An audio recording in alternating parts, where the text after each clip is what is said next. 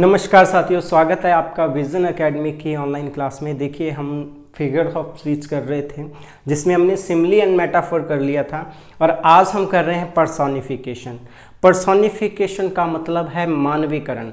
किसी inanimate object या abstract idea को मानव रूप प्रदान करना। मानव रूप प्रदान करने का मतलब है कि ऐसा शो करना जैसे कोई इंसान हो, वो किसी निर्जीव चीज़ को इंसान के समान बताना, तो उसको हम क्या देते हैं, पर्सोनिफिकेशन। तो जो काम इंसान करता है वो काम किसी निर्जीव चीज़ से करवाया जाए, किसी एब्स्ट्रैक्ट आइडिया से करवाया जाए, फोर्सेस ऑफ नेचर से करवाया जाए, तो वो सब क्या है, पर्सोनिफिकेशन है। तो personification is a figure of speech in which inanimate objects, animals and abstract ideas are spoken of as living person। तो पर्सोनिफिकेशन वो फिगर ऑफ स्पीच है जिसमें इनएनिमेट ऑब्जेक्ट्स, निर्जीव वस्तुएं, एनिमल्स, जानवर, एंड एब्स्ट्रैक्ट आइडिया, अमूर्त विचार या काल्पनिक विचार कह सकते हैं, वो ऐसे शो किए जाते हैं जैसे कि वो लिविंग पर्सन हो, सजीव व्यक्तियों के समान। तो काल्पनिक विचारों को, फोर्सेस ऑफ नेचर को, इनएनिमेट ऑब्जेक्ट को और एनिमल्स को क्या है, इंसानों की तरह, सजीव इंसानों की तरह दिखाया जाता है। फोर्सेस ऑफ नेचर मैंने आगे बताया है। ओके, तो पर्सोनिफिकेशन करता क्या है, पर्सोनिफिकेशन का यूज क्यों किया जाता है? Endows intelligence and personality to inanimate things. ये जो निर्जीव वस्तुएं हैं ना, उनको इंटेलिजेंसी एंड पर्सनैलिटी प्रोवाइड करता है। निर्जीव वस्तुओं को ऐसे दिखाता है कि उनका भी खुद का कोई व्यक्तित्व है, उनकी भी कोई इंटेलिजेंसी है, वो भी, उनके भी माइंड है या उनका भी व्यक्तित्व है, इंसानों के समान निर्जीव चीज़ों को बताता है। नेक्स्ट है personification can include actions. Personification में वो एक्शन आते हैं सारे that only human can do, जो सिर्फ इंसान कर सकता है। निर्जीव चीज़ों से इंसानों वाला काम करवाया जाए। जैसे कि for example the house shied, the house shied, घर ने आहें भरी। अब आहें कौन भरता है, इंसान भरता है। घर तो निर्जीव है, निर्जीव आहें नहीं भर सकता। तो कैसा दिखाया जा रहा है कि घर आहें भर रहा है। तो जो काम इंसान कर सकता है वो किसी निर्जीव वस्तु से करवाया जा रहा है, तो क्या हो रहा है, पर्सोनिफिकेशन। ये बात समझ आ गई। Include that action only human can do, वो एक्शन इंक्लूड होते हैं जो सिर्फ इंसान कर सकता है। और adjective that describe human condition. Okay, वो एडजेक्टिव जो ह्यूमन कंडीशन को बताता है। ओके, जो इंसान की विशेषताएं होती हैं किसी निर्जीव वस्तु को प्रदान की जाएं, तो वो एडजेक्टिव जो इंसान के हैं, इंसान की विशेषताएं हैं, वो किसी निर्जीव वस्तु को प्रदान की जाएं। या फिर जो काम इंसान करता है वो किसी निर्जीव वस्तु से, काल्पनिक विचार से या फिर फोर्सेस ऑफ नेचर से करवाया जा रहा है, तो भी पर्सोनिफिकेशन है। Human quality is given to inanimate objects. याद रख लेना किन किन को दी जा सकती है, निर्जीव वस्तुओं को, फोर्सेस ऑफ नेचर प्राकृतिक शक्तियों को, एनिमल्स जानवरों को, डेटीज़ को देवताओं को, और एब्स्ट्रैक्ट आइडियाज़ पहले बता ही दिया मैंने कि एब्स्ट्रैक्ट आइडिया काल्पनिक विचारों को। इन सभी को क्या है, एक मानवीय रूप प्रदान किया जाता है, मानव जैसा काम करवाया जाता है। तो ये है हमारी डेफिनेशंस। और पर्सोनिफिकेशन करता क्या है, यूजेस ऑफ पर्सोनिफिकेशन, कि इस तरीके से किसी निर्जीव वस्तु को क्या है, सजीव जैसा, एक इंसान जैसा दिखाया जाता है। ठीक है, तो वो है पर्सोनिफिकेशन। अब इसके कुछ एग्जाम्पल करते हैं। जैसे कि देखिए, death lays her icy hands on the king. मृत्यु ये एक विचार है, मृत्यु एक अमूर्त विचार है, एब्स्ट्रैक्ट आइडिया है, और इसको एक स्त्री के समान बताया गया कि मृत्यु ने अपने ठंडे हाथ, ठीक है, मृत्यु अपने ठंडे हाथ राजाओं पर डालती है। तो इसका मतलब क्या है कि मृत्यु को एक स्त्री के समान बताया जा रहा है, कि इंसान के समान बताया जा रहा है। तो काल्पनिक विचार को एक इंसान के समान बताया जा रहा है, तो यहाँ क्या हो रहा है, पर्सोनिफिकेशन। नेक्स्ट है the sun smiled on them, सूर्य उन पर मुस्कुराया। अब ये काम कौन करता है, मुस्कुराने वाला, ये किसकी क्वालिटी है, ठीक है, ह्यूमन की है। ह्यूमन ये एक्शन को परफॉर्म करता है, हंसता है, रोता है, गाता है, सोता है। तो लेकिन किससे करवाया जा रहा है, फोर्सेस ऑफ नेचर। प्राकृतिक शक्ति से, सूर्य से करवाया जा रहा है ये काम। The sun smiled on them, तो यहाँ सूर्य का पर्सोनिफिकेशन हो रहा है, ठीक है। सूर्य को मानव के समान दिखाया जा रहा है, सूर्य का मानवीकरण हो रहा है। द हाउस शाइड आपको बता दिया कि घर का मानवीकरण हो रहा है, ठीक है। नेक्स्ट है the party died down, party समाप्त हो गई। अब मरते कौन है? इंसान, ठीक है। ह्यूमन क्वालिटी किसको दी गई है? पार्टी को, ठीक है। डाइड का मतलब यहाँ मरना नहीं है, यहाँ डाइड का मतलब खत्म होना, तो पार्टी का पर्सोनिफिकेशन हो रहा है। नेक्स्ट है experience is the best teacher, experience is the best teacher, तो ये एक काल्पनिक विचार है, अमूर्त आइडिया है, ठीक है। तो काल्पनिक विचार को एक इंसान एक टीचर की तरह बताया जा रहा है, तो यहाँ भी क्या है? पर्सोनिफिकेशन। तो ये है हमारा पर्सोनिफिकेशन। अब इसका लीजिए स्क्रीनशॉट। नेक्स्ट 2 टर्म्स और है वो करते हैं।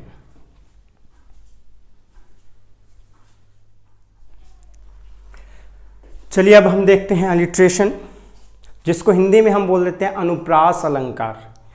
जैसे कि एक ही साउंड की रिपीटेशन अगर बार बार हो रही है, चाहे शुरू में हो रही है या शब्द के बीच में हो रही है, एक ही साउंड की आवृत्ति या रिपीटेशन बार बार होती है, तो उसको हम क्या कह देते हैं? अनुप्रास अलंकार कह देते हैं। वैसे इंग्लिश में alliteration is the repetition of same sound in sequence, same sound in sequence either at the beginning of 2 or more words or stressed syllable within the word।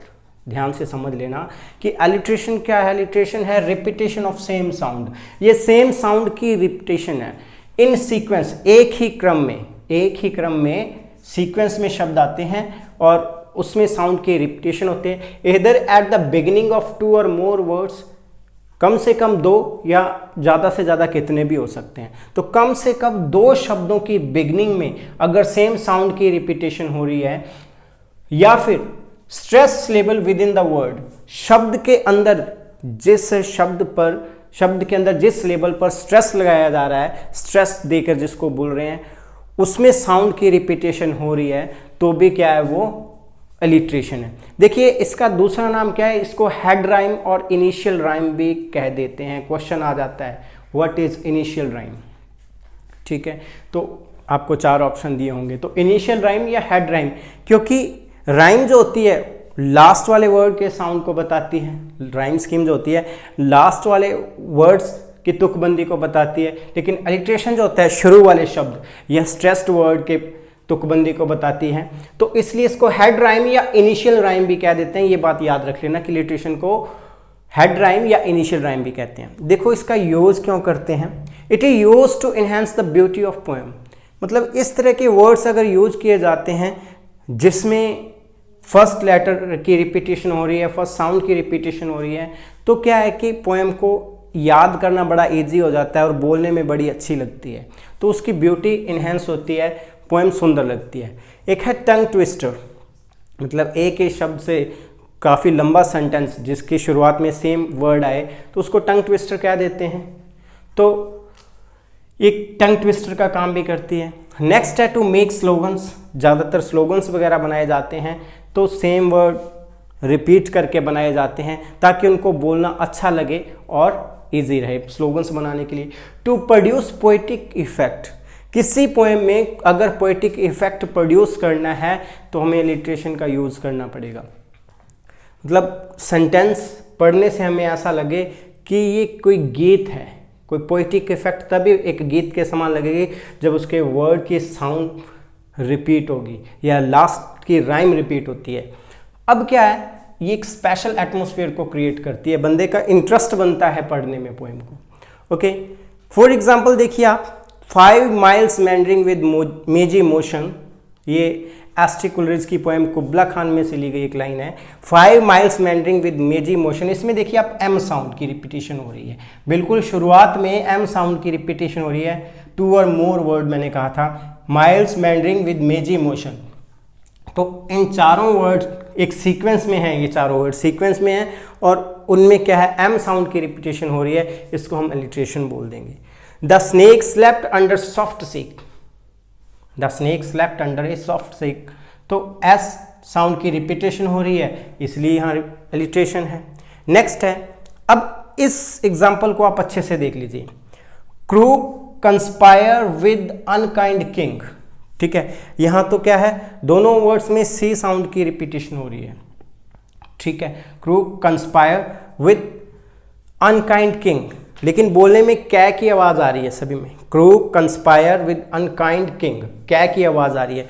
दूसरी बात यहां देखने वाली ये है कि ये तो बिल्कुल बिगिनिंग ऑफ द वर्ड है, लेकिन ये वर्ड के अंदर स्ट्रेस लेवल पर है। तो मैंने पहले ही बताया था कि साउंड की रिपीटिशन वर्ड्स के बिगिनिंग में भी हो सकती है और स्ट्रेस लेवल में भी हो सकती है। तो यहाँ अनकाइंड किंग, के की रिपीटेशन हो रही है, लेकिन ये स्ट्रेस लेवल है। अनकाइंड, स्ट्रेस इस पर लगाकर ज़्यादा बोलेंगे हम, तो स्ट्रेस लेवल हो गया विद इन द वर्ड, शब्द के अंदर, और किंग की रिपीटेशन। तो उधर के की रिपीटेशन हो रही है, इधर सी की रिपीटेशन हो रही है, साउंड दोनों से क्या ही प्रोड्यूस हो रहा है। तो इसको हम क्या कह सकते हैं, अलिट्रेशन कह सकते हैं। विद इन द वर्ड वाला आपको इसमें एग्जांपल समझ आ गया होगा। अब देखिए, कई बंदे क्या है, क्वेश्चन रॉन्ग कर आते हैं, वो कंफ्यूज क्यों हो जाते हैं, क्योंकि वो रिपीटेशन को भी अलिट्रेशन मान लेते हैं। अगर मैं लिख दूं कि ब्रेक ब्रेक ब्रेक, 3 बार लिख दिया। अल्फ्रेड लॉर्ड टेनिसन की एक पोएम है, break break break on thy cracks on sea, मतलब पोएम का नाम है break break break. Alfred Lord Tennyson की पोएम है, बहुत ही अच्छी पोएम है। तो इसमें उसने ब्रेक शब्द का 3 बार प्रयोग किया है, और आप कहो कि ये तीनों बार बे साउंड की रिपीटेशन हो रही है, तो ये अलिट्रेशन है। ये अलिट्रेशन नहीं है, अलिट्रेशन नहीं है, इसको कहेंगे हम रिपीटेशन। ये मेरे एक रिपीटेशन है। अलिट्रेशन क्या है, इस तरीके से सेम वर्ड नहीं होना चाहिए, सेम साउंड का है, ठीक है। अगर सेम वर्ड रिपीट हो रहा है, पूरा का पूरा वर्ड रिपीट हो रहा है, तो उसको हम सिर्फ रिपीटेशन कहेंगे, ठीक है। रिपीटेशन हो रही है, ये वर्ड रिपीट हो रहा है, लेकिन साउंड रिपीट हो रहा है। वर्ड सारे अलग अलग हैं, लेकिन उनका फर्स्ट इनिशियल साउंड जो है वो सेम है, तब हम कह सकते हैं अलिट्रेशन। तो इसमें कंफ्यूज मत हो जाना, कई बार वो रिपीटेशन का एग्जाम्पल दे देता है और ऑप्शन में अलिट्रेशन दे देते हैं, तो अपने को बस एक ही चीज़ दिमाग में आती है कि बे बे बे रिपीट हो रहा है, ठीक है, तो अलिट्रेशन है। ऐसा याद नहीं रखना है, ये सिर्फ रिपीटेशन है, और अगर साउंड रिपीट हो रहा है तो ये सिर्फ रिपीटेशन है, साउंड रिपीट हो रहा है तो अलिट्रेशन है। तो समझ आ गया। ये मोस्टली कॉन्सोनेंट साउंड रिपीट होते हैं। इसमें वोवल साउंड के लिए एसोनेंस होता है, और एसोनेंस और कॉन्सोनेंस 2 टर्म है। तो एसोनेंस करेंगे जो आपके सिलेबस में, इसका लीजिए आप स्क्रीनशॉट।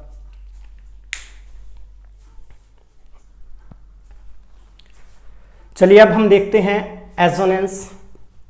एसोनेंस क्या है, सेम एलिट्रेशन की तरह ही है, रिपीटेशन ही है ये, बस वो कॉन्सोनेंट साउंड की थी और ये है वोवल साउंड की, ओके।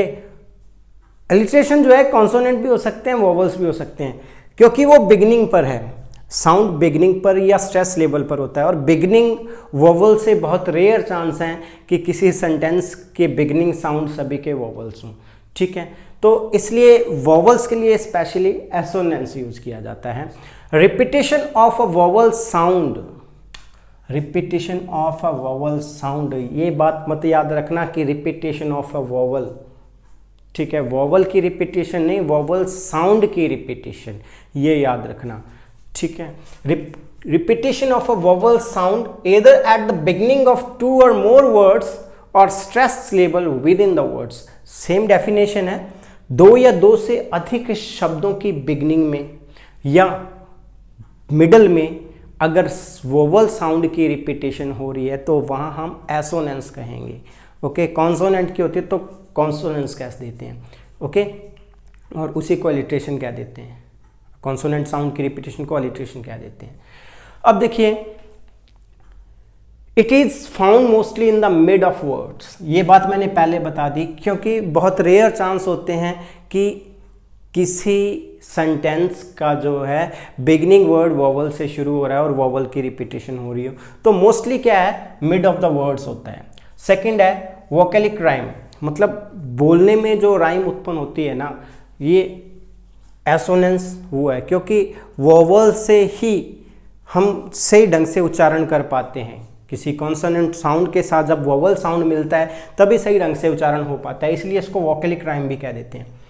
वोवल्स आर आइडेंटिकल, मतलब वोवल्स जो होते हैं ना, वोवल साउंड्स जो होते हैं वो क्या है, आइडेंटिकल होते हैं, मतलब उनकी साउंड एक जैसी होती है। वोवल्स में डिफर, मतलब वोवल्स अलग अलग हो सकते हैं लेकिन साउंड एक ही प्रोड्यूस कर रहे होते हैं।